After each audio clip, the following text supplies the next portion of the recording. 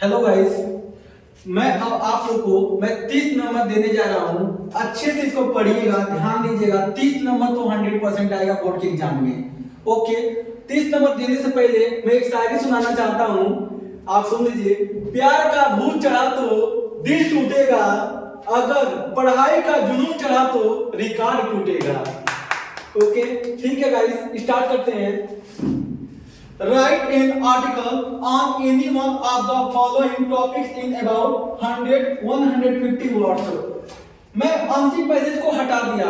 Unseen passage बहुत easy है, हर बच्चा 10 नंबर उससे गिन कर लेगा। अनसिन पैसेज में कुछ नहीं, जो पैसे दिया होगा, जो क्वेश्चन देगा, आंसर उसी में से देख कर लिखना है। तो इसे कुछ भी आप कुछ भी लिखेंगे, एग्जामिनर गारंटी में दे रहा हूं कि वो नंबर देगा उस, क्योंकि आंसर तो अपने पास से तो लिखना नहीं रहता है। लेकिन हाँ, जो सिनोनिम्स एंटोनिम्स है वो आपको देख कर जाना पड़ेगा, क्योंकि सिनोनिम्स एंटोनिम्स अब कहां से आएगा ये तो मैं भी नहीं बता सकता हूं, क्योंकि बहुत ज्यादा है। तो आप जितना कम से कम 50 तो पढ़ कर जाइएगा, 50 नहीं भी होगा तो 20 जो इंपॉर्टेंट होगा उसको पढ़ लीजिएगा, कि पैसे में आप 10 नंबर वैसे ला देंगे। चलिए 10 नंबर की बात को खत्म करते हैं। 10 नंबर आर्टिकल से आते हैं। आर्टिकल में कौन कौन सा इंपॉर्टेंट है? Indian and agriculture country. Okay, second digital India. आप डिजिटल इंडिया में भी तैयारी करके जाइएगा, केवल एक बार देख लीजिएगा, कुछ न कीजिएगा गाइस। ये डिजिटल इंडिया लिखिएगा, इसके बाद से आप इसके नीचे से या कोई भी अगर आता है तो इंडिया एंड एग्रीकल्चर कंट्री, तो एग्रीकल्चर कंट्री के नीचे बाई लिखकर और अपना नाम या जो दिया होगा उसका नाम लिखिएगा। यहाँ पे बाई पवन, पवन यही मेन है गाइस, यही लिखिएगा। उसके बाद से आपको क्या हो जाएगा, इसके अंदर कुछ भी लिखे रहेंगे तो थोड़ा बहुत नहीं 10 नंबर देगा, 8 नंबर देगा। छोड़ कर आने से तो बेटर कि हम कुछ भी लिख कर आए, जो कि 8 नंबर 7 नंबर तो इसे एग्जामिनर दे ही देता है जब लिखे रहते हैं बच्चे तो। Okay, declaration of democratic value in India.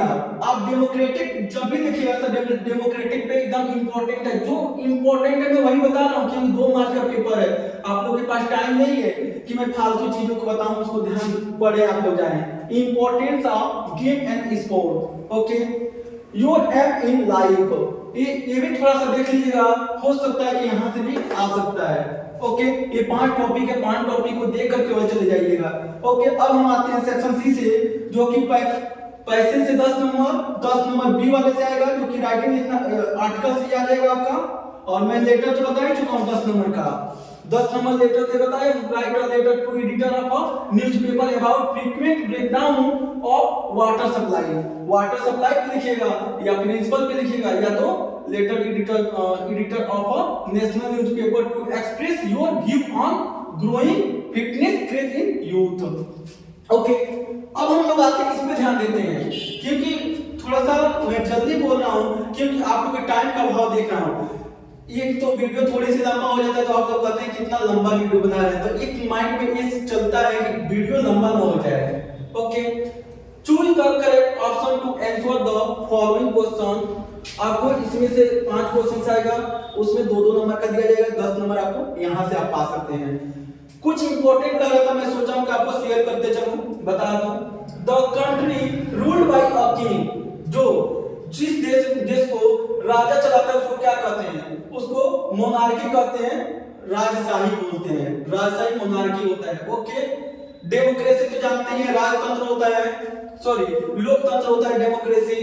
और इसका मैट्रियार्की मतलब क्या होता है? जो मातृसत्तात्मक सत्ता हो, जहां पे माता का मतलब एक सत्ता चलता आता हो। इसका होता है कि ओलियार्की का मतलब अराजकता होती है, अराजकता। लेकिन हमारे आंसर कौन सा सही है? मोनार्की। जो राजा के द्वारा देश चलाया जाए उसको मोनार्की बोलते हैं। Okay, the absence of government in a country is called, जहां गवर्नमेंट की अब्सेंस हो, गवर्नमेंट ना हो, जहां पे सरकार की सत्ता ना हो, उस कंट्री को, उस देश को क्या कहते हैं? तो उसको एनार्की कहते हैं, एनार्की बोलते हैं। इसको बोलते हैं एनार्की का मतलब होता है अराजकता होती है, जो अराजकता हो के अकॉर्डिंग सही हो जाएगा। ओके, मोनार्की में बताया ही हूँ। राजशाही, राजशाही का मतलब जो राजा के द्वारा चलाया गया, राजा मालिक हो, वहां कोई प्रधानमंत्री कोई राष्ट्रपति ना हो, उसको।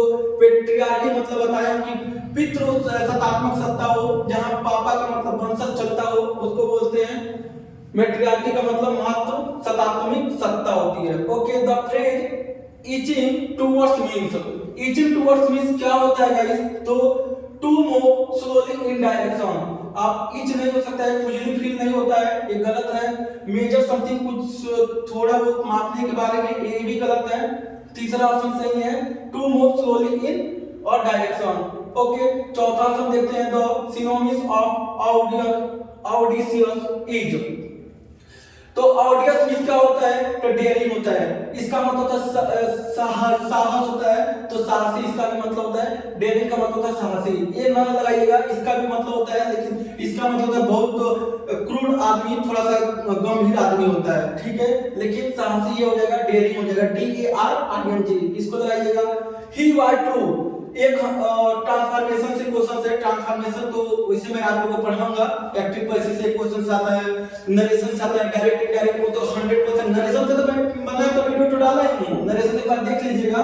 इंट्रोगेटिव और इंपरेटिव और असर्टिव सेंटेंस तीनों इंपॉर्टेंट है, एक्सक्लेमेटरी से पिछले साल पूछा भी गया था, तो आप ध्यान दीजिएगा। Okay, he was too weak, वो इतना कमजोर था, टू स्पीक, वो बोल नहीं सकता है। इसका मतलब होता है, इसको हटाने के लिए, टू को हटाने के लिए सो लगा देते हैं। ही वाज सो वीक, वो इतना ज्यादा कमजोर है। दैट, अब दैट लगेगा, फिर ही कुड, क्योंकि वाज है तो कुड लगेगा, इज होता तो क्या लगता, he could not speaks. Okay, तो गाइस जो भी प्रॉब्लम हो शेयर बताइएगा, कमेंट कीजिएगा। आप कमेंट लिख कर और बता दे रहे हैं कि वीडियो सही लग रहा है कि नहीं लग रहा है।